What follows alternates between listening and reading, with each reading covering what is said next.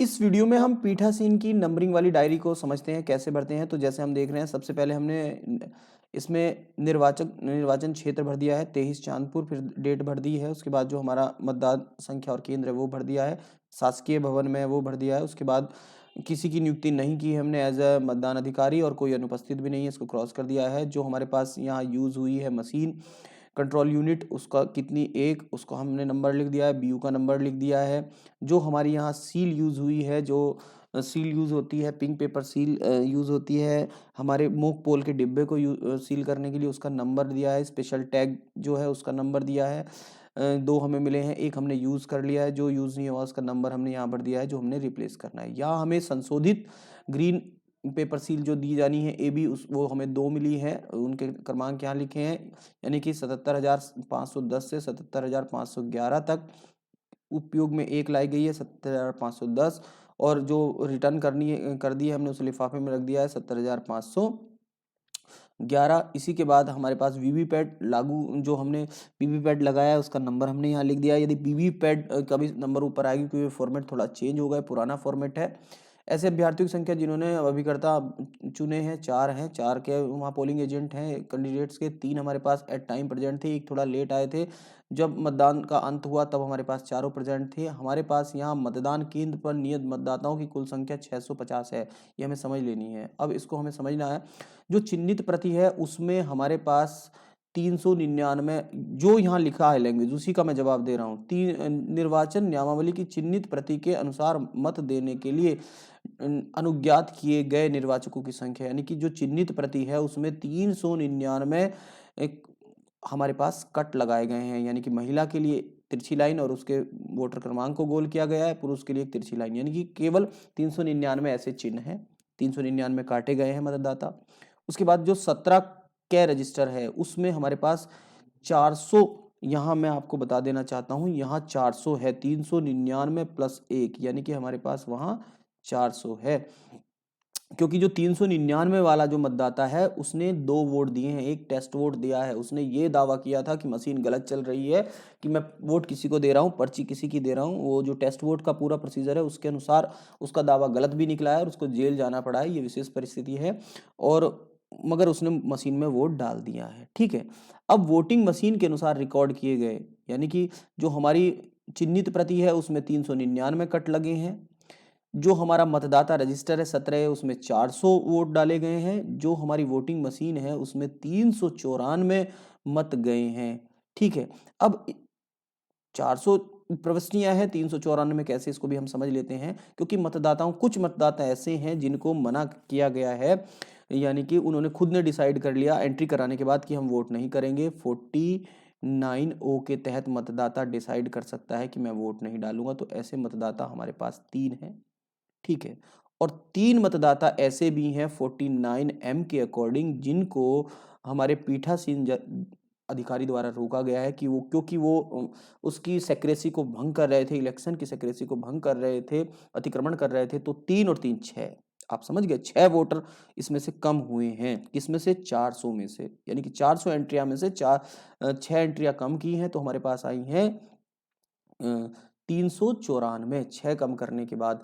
मगर इसमें हमने ये देखा है कि यहाँ 399 है, वो जो एक अंतिम वोटर है उसने एक टेस्ट वोट भी डाला है, तो इसलिए यहाँ 300 हमारे कितने हो रहे हैं, 394। क्योंकि आपको पता है टेस्ट वोटर की एंट्री 2 बार की जाती है मतदाता रजिस्टर में, इसलिए यहाँ अब नेक्स्ट हम समझ लेते हैं नेक्स्ट स्टेप क्या है। यहाँ प्रथम मतदान अधिकारी अपने सिग्नेचर कर देंगे, और यहाँ हमारे जो इंचार्ज होते हैं इसके मतदाता रजिस्टर के, वो यहाँ सिग्नेचर कर देंगे।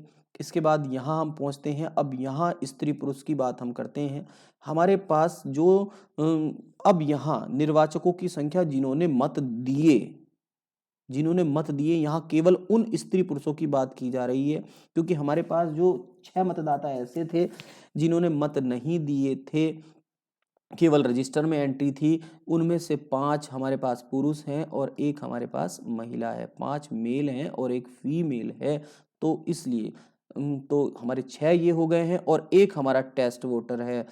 तो हमारे हो गए 7। 7 को जब आप 400 में से घटाओगे तो यहाँ जो आ रहा है 393 आ रहा है। तो ये समझ गए, एग्जैक्ट 393 हमारे यहाँ मैच खा रही है। तो आप ये समझ गए होंगे कि हमने यहाँ उन वोटर्स की संख्या लिखी है, क्योंकि आप इसको पढ़िए एक बार, जो ये आइटम नंबर 11 है इसको हम पढ़ते हैं। निर्वाचकों की संख्या जिन्होंने मत दिए, ऐसे निर्वाचक कितने मत दिए ये नहीं, मत हमारे पास वहाँ 300, मैंने आपको बताया है मत हमारे पास वहाँ है 394 मत हैं। जो हमारी मशीन में है वो 394 मत है, मगर उन 394 से एक मत घटाया जाएगा काउंटिंग के समय, जो उसने एक बंदे ने डबल डाला है ये कह के कि पर्ची दूसरे की निकल रही है। पूरे प्रोसीजर उसका अलग है टेस्ट वोट डालने का। कभी ये सोचो कि कोई भी 2 वोट डाल सकता है कह के, ऐसा नहीं है।